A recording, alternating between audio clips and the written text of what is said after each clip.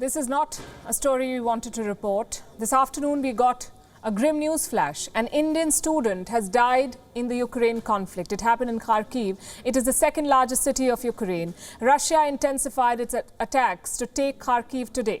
The Indian student was killed in one such Russian attack. His name is Naveen Shekharappa, finally a medical student. He was from Karnataka in India. The war had forced Naveen to live inside metro stations.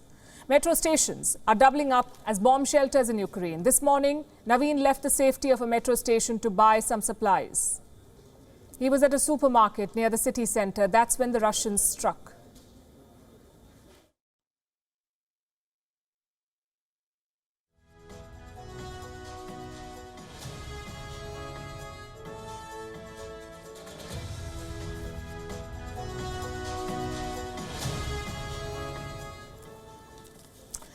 Those were the pictures from the city center in Kharkiv. Now, we cannot say for sure if Naveen died right at this moment. Going by one claim, he was shot by the Russian army when he was standing in a queue.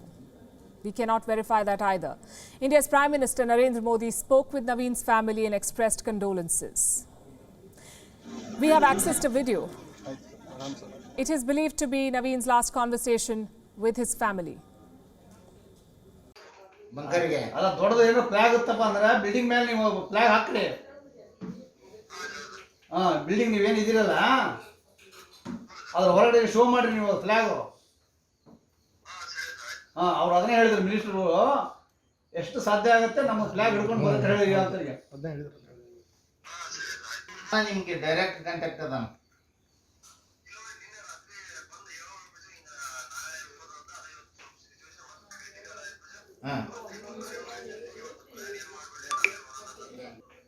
ಈಗ ಬೆಳಿಗ್ಗೆ tiffin ತಂದಾರ ಈಗ 10 ಅನ್ನೋದಕ್ಕೆ ಯಾರು ತರ್ತಾರ ಹೌದಾ ಈಗ ಬಂಕರ್ನಾಗ ಎಷ್ಟು ಜನ ಅದರಿ ಪದಿ ಈಗ ಇಂಡಿಯಾದಾಗ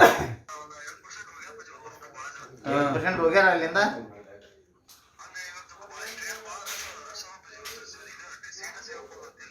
ಹೋದ್ಬಿಟ್ಟು ಮೆಸೇಜ್ ಕೊಡ್ಕಂತಾರ ನಮ್ಗೆ ಇದನ್ನ ಮಾಡಕ್ಕೆ ಆಗೋಲ್ಲ.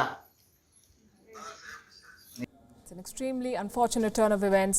Russia is pounding Ukraine now and things may get worse. Russian missiles are targeting civilian areas and Indian students are in the line of fire. New Delhi's evacuation mission is on. Sources say 9,000 citizens have been taken out of Ukraine so far.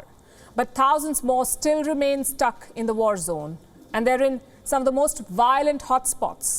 I'm talking about cities like Kiev, Kharkiv and Mariupol. How will India ensure their safety? Can all Indian students and citizens be rescued? Has the time come for India to ditch neutrality and pick a side in this conflict? On Gravitas tonight, we'll discuss all of this and more. First, the aftermath of today's tragedy. The death of an Indian student has forced New Delhi to respond. Ambassadors of both Russia and Ukraine were summoned. India has demanded safe passage for all Indian nationals. But how will this safety be ensured?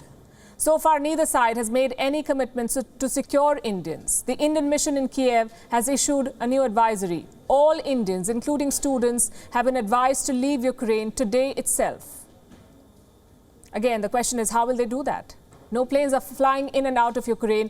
The only options at this point are land routes by road or train. India is seeking the help of Ukraine's neighbors, Poland, Hungary, Slovakia, Romania. Indian missions in these countries have sent diplomats to their borders. They are stationed at these 5 border checkpoints and they're facilitating the evacuation of Indians. It's impossible to get out all of them immediately. That is a fact. This is a war zone. And situations tend to become unsavory. Last night we showed you some images, Indian students being harassed and abused by soldiers. These are pictures from the Ukraine-Romania border. More than 100 students are still believed to be there, waiting to be evacuated and being targeted by agents, they say. हम लोग अभी केपीपी Tessa border पे हैं। यहाँ पर बहुत भारी संख्या में स्टूडेंट मौजूद हैं, आप देख सकते हैं। और हम लोगों को कल से इन्फॉर्मेशन बताया जा रहा था, कोई एक एजेंट है जो हम लोगों को ये इन्फॉर्मेशन बता रहा था एम्बेसी का हवाला देते हुए कि आप जाइए, ओडेसा से आपकी ट्रेन है, आपको रोज छोड़ेगी और वहाँ से आप जो सामने बॉर्डर देख रहे हैं वो उस बॉर्डर को सक्सेसफुली आप क्रॉस कर सकते हैं। We haven't been able to independently verify any of these claims. India's Ministry of External Affairs has set up a special Twitter helpline for evacuations. It's got hundreds of SOS calls already. All major Ukrainian cities are blocked. Russian forces are closing in from all directions. With airports shut, no country is in a position to pull out thousands of citizens at once. Despite the obvious challenges, India has not called off its evacuation mission. Compare this to other countries. They've refused to evacuate their own people. The United States is one of them. In a recent advisory, the US State Department refused to evacuate its citizens from Ukraine. Same with the UK. British citizens are on their own. Last month, their government told them to, quote-unquote, not expect any military evacuation. British citizens in Ukraine were asked to leave through any possible means. So while Indian students are in a dire situation, they must not lose hope. Some of them have been exemplary. Medical students from India, we are told, are helping out injured Ukrainians. One of them has refused to leave the country. She said she wants to help out her landlord, who has voluntarily joined the Ukrainian army. Her name is Neha. She is from Haryana in India. She had the option to leave, but she decided to stay back. She's helping out her landlord's wife and children. Allow me to quote what she said. I may live or not, but I will not leave these children and their mother in such a situation. Neha's father was a soldier too. He served in the Indian Army and died a few years ago. And there are more stories like these. Another student is from Kerala who decided to rescue a dog while she was being evacuated. She refused to abandon him.